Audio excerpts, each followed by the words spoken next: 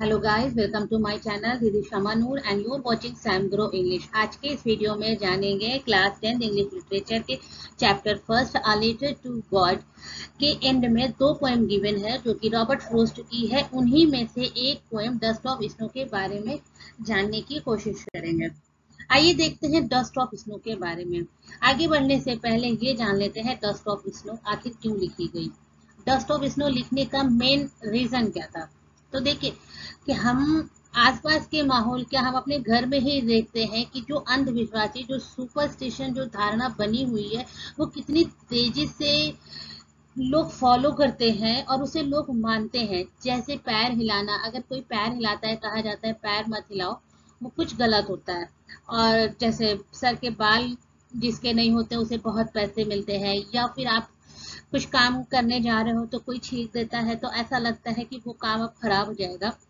उसी तरीके से यहाँ पर इसी बेस पर मतलब लिखा गया है कि डस्ट ऑफ स्नो कि अगर आप निगेटिव चीज को जितना फॉलो करते हैं, वो इसमें पोइट ने कहा है कि जो आप अंधविश्वासी जो सुपरस्टिशन आप लोग फॉलो करते हैं वो क्या सच है या नहीं सच है, क्या होना चाहिए, क्या सचमुच के हाथ खुजली करने से क्या पैसा आता है, क्या चलते रास्ते अगर बिल्ली रास्ता काट देती है तो क्या हमारा काम खराब हो जाता है। तो इन सब के बारे में जो है इस पोएम में जिक्र किया है। रॉबर्ट फ्रोस्ट ने बहुत ही ब्यूटीफुली जो है सुपरस्टिशन के बारे में बताया है कि किस तरीके से आप अगर निगेटिव आप अपने किस तरीके से आप बातों को निगेटिव लेते हैं। तो देखते हैं, आगे बढ़ने से पहले थोड़ा सा पोएट के बारे में जान लेते हैं। Dust of snow a short and impactful poem by Robert frost. Dust of snow एक छोटी पोएम है, 8 लाइन की पोएम है, बहुत ही इम्पैक्टफुल पोएम है रॉबर्ट फ्रोस्ट की। The poem describes a simple yet a profound incident where the poet's gloomy mood is lifted by the falling of a fine dusting of snow from a hemlock tree shaken down by a crow। यानी कि ये कह रहे हैं कि poem जो है बहुत ही खूबसूरत तरीके से सिंपल वे में जो है रॉबर्ट फ्रोस्ट ने लिखा है। और जहाँ पर बताया जा रहा है कि पोएट जो है बहुत ही सैड मूड में रहते हैं जब वो हेमलॉक ट्री के पास से गुजरते हैं। और वहां पर जो है जब ये हेमलॉक ट्री के पास रहते हैं या खड़े होते हैं या बैठते हैं ये तो मेंशन नहीं किया गया है, वहां पर एक क्रो उस पेड़ पर बैठा हुआ रहता है। वो एक डस्ट ऑफ स्नो जो है पोएट के ऊपर से शू कर देता है, यानी कि वो गिराते हैं और वो जो है जो डस्ट ऑफ स्नो है वो जो है पोएट के ऊपर आके गिर जाता है। तो देखिए यहाँ पर The the way a crow shook down on me the dust of snow from a hemlock tree। देखिए यहाँ पोएट जो है बहुत ही सैड मूड में है और वो जा रहे हैं, बस वो बिल्कुल निगेटिव बहुत ही ग्लूमी मूड में है, वो चलते जा रहे हैं। और यहाँ पर जो है वो हेमलॉक ट्री का एक अच्छा हेमलॉक ट्री और क्रो का जिक्र क्यों किया गया इस में।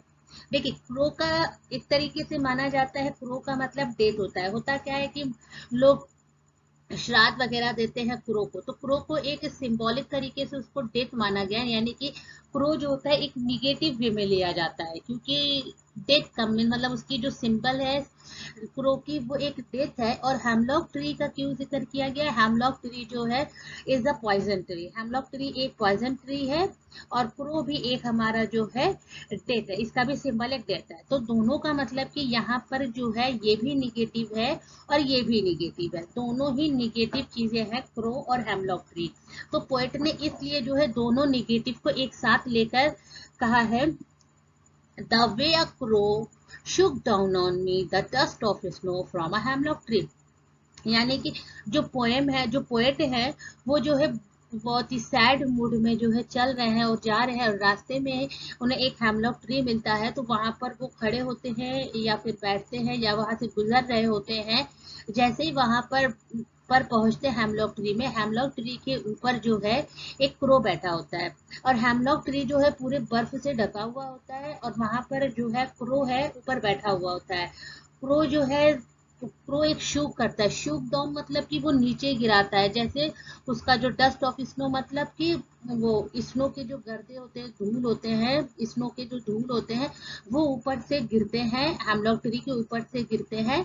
किस पर, पोएट के ऊपर। यानी कि हेमलॉक ट्री का एक पेड़ है जिसको जो बर्फ से ढका, बर्फीला है, जो बहुत ही वहां पर बर्फ है, उसके ऊपर वहां पर एक क्रो बैठा हुआ है। क्रो जो है ऊपर से जो है वो शूक करता है, यानी कि जो स्नो को शूक करता है, वो जो फिर बर्फ जो है ऊपर से गिरता है, डस्ट ऑफ स्नो, यानी कि जो बर्फ की जो थोड़ी सी धूल होती है वो ऊपर से गिरता है, और वो जो है गिरकर कहाँ, हाँ, वो पॉइंट के ऊपर गिरता है। तो इस तरीके से वो जब वो गिरता है तो यहाँ पर देखिए क्या कहा है, has given my heart a change of mood and saved some part of a day I had to read। यहाँ पर क्या हैज गिवन माई हार्ट, यानी कि जैसे ही वो जो बर्फ होता है, जो धूल होता है, जो बर्फ डस्ट ऑफ स्नो होता है पोएट के ऊपर वो गिरता है, वैसे ही जो है पोएट की जो हार्ट होती है, यानी कि इट्स मीन समझे यहाँ पर माइंड जो है इनका चेंज हो जाता है।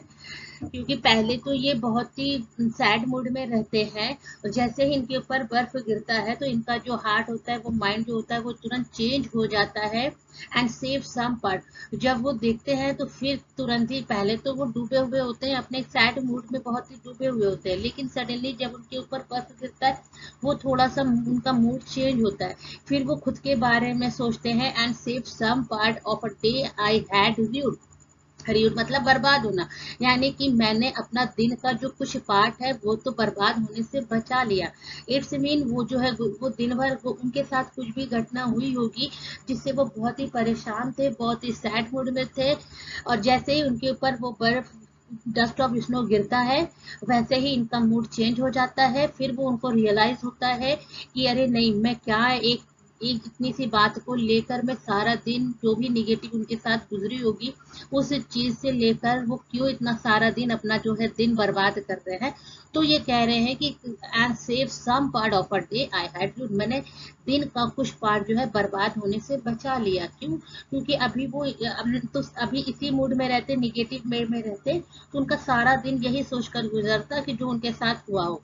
तो यही यहाँ पर पोएट का कहने का मतलब है कि लोग ने जो धारणा बना रखी है, सुपरस्टिशन की जो धारणा बना रखी है वो गलत है। क्योंकि देखिए कहीं ना कहीं हम लोग ट्री और क्रोध दोनों ही निगेटिव हैं, और यहाँ तो पोएट के साथ निगेटिव होने के बजाय उसी निगेटिव से इनके साथ पॉजिटिव हो गया, यानी कि निगेटिव निगेटिव मिलकर इनके साथ जो है एक पॉजिटिव हो गया। जैसे क्योंकि ये निगेटिव तो पहले थे ये, लेकिन जब ये हेमलॉक ट्री के नीचे आए और डस्ट ऑफ क्रो ने डस्ट ऑफ स्नो गिराया, शू किया, तभी वो उनका माइंड चेंज हुआ। फिर उन्हें रियलाइज हुआ कि अरे नहीं, ये मैं क्यों सोच में डूबा हुआ हूँ अपना जो है। इसीलिए यहाँ पर कहा है कि and save some part of a day I had rued, मैंने अपना दिन का कुछ पार्ट जो है बचा लिया बर्बाद होने से। तो यहाँ पर पोएट ने कहा है नहीं, जो लोगों ने सुपरस्टिशन जो बना कर रखी है, जो धारणा बना कर रखी है, ये बिल्कुल ही रॉन्ग है। क्योंकि देखो मेरे साथ तो जो निगेटिव और निगेटिव था, यानी कि दो निगेटिव निगेटिव मिलकर मेरे साथ तो पॉजिटिव हो गया। तो पोएट का कहना है कि ये जो सुपरस्टिशन है, ये सब चीजें जो है बिल्कुल ही बकवास होती हैं, कोई मैं नहीं रखती, क्योंकि मेरे साथ तो ऐसा कुछ नहीं हुआ, निगेटिव निगेटिव मिलके मेरे साथ तो पॉजिटिव हो गया। मैं तो पहले से निगेटिव था, लेकिन जब मैं हेमलॉक ट्री के नीचे आया, क्रो ने मेरे ऊपर शूट किया, तो निगेटिव निगेटिव मिलकर मुझ में जो आया है, चेंजिंग आई है, वो तो पॉजिटिव की चेंजिंग आई है। It's mean I hope understanding हो गई होगी आप लोगों को। अगर नहीं हुई है तो वीडियो को फिर से आप पॉज करके या रिज्यूम करके देखिएगा। देखिए आइए एक्सप्लेनेशन देख लेते हैं। The poem is set in a scene where the poet is in a bad mood and is walking by a tree. A hemlock tree, यहाँ मतलब कहा गया है कि पोएम जो है, इस पोएम में जो एक सीन क्रिएट की गई है कि पोएट जो है एक बहुत ही बैड मूड में थे, यानी ग्लूमी मूड में थे, और वो उसी बैड सैड मूड में जो है वो चलते जा रहे थे। हेमलॉक ट्री के पास से वो गुजरे हैं। तो hemlock tree is a poisonous tree, मतलब जैसे मैंने बताया है हेमलॉक ट्री एक पॉइजनस ट्री है।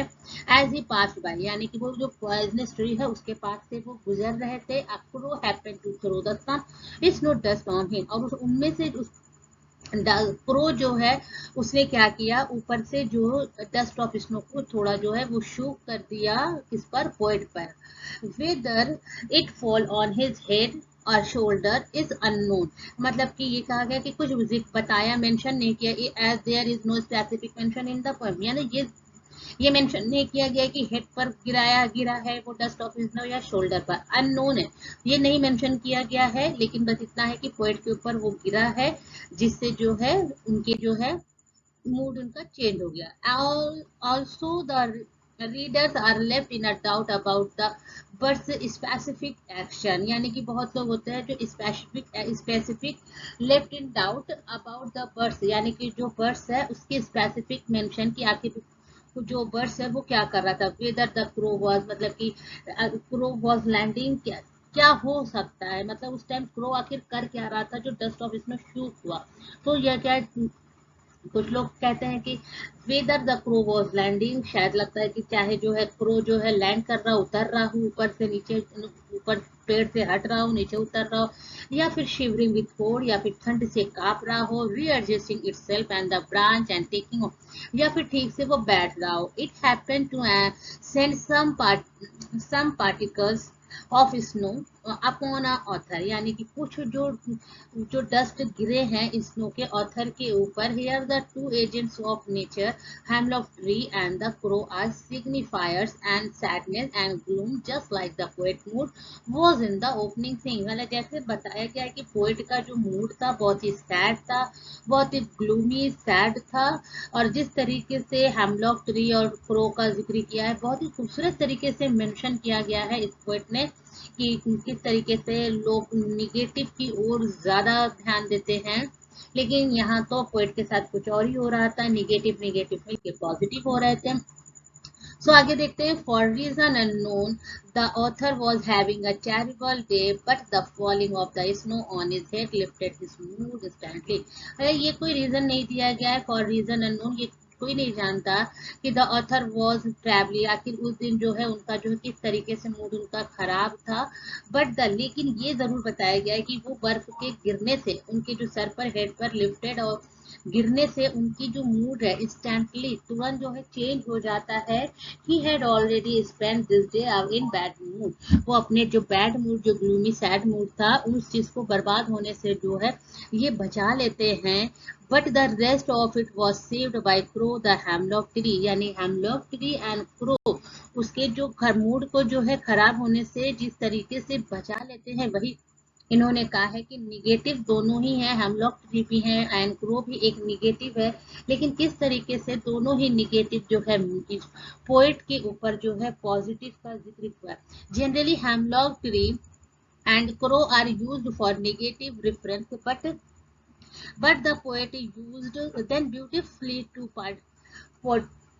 portray that inauspicious things can bring a joy and happiness to one must not take things for granted and should be open to accept whichever way the nature chooses to bless us। यानी generally कहा जाता है कि hemlock tree and crow एक जो है एक ये निगेटिव है, निगेटिव रिफर्स है, पोएट्स यूज देम ब्यूटीफुल, यानी कि जनरली आमतौर पे तो यही कहा जाता है कि हेमलॉक ट्री एक निगेटिव है एंड क्रो भी एक निगेटिव है, तो निगेटिव है तो शायद निगेटिव ही होगा, लेकिन पोएट ने इतनी खूबसूरत तरीके से कहा है कि वो जो निगेटिव जो हेमलॉक ट्री एंड क्रो जो निगेटिव है उनको जो है कितनी ब्यूटीफुली डिस्क्राइब किया है।